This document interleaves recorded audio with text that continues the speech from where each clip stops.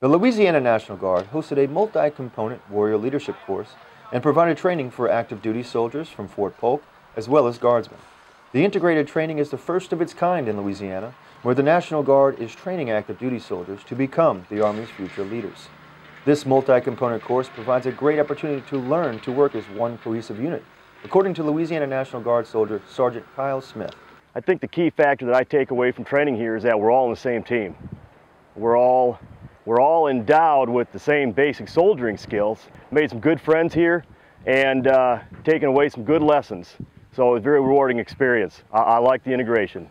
During the 16 days of training, 155 soldiers, 70 who are active duty, were taught the necessary skills required of non-commissioned officers to lead small groups of soldiers.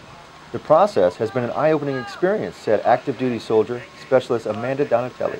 Honestly, I have never worked with National Guard as an active component. It's very rare that we do get to work with National Guard.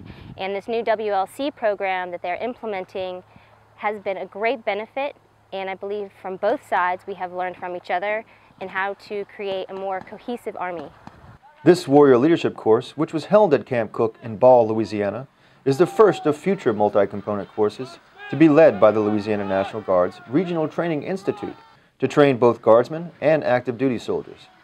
Specialist David Kirtland reporting for the Louisiana National Guard Public Affairs Office.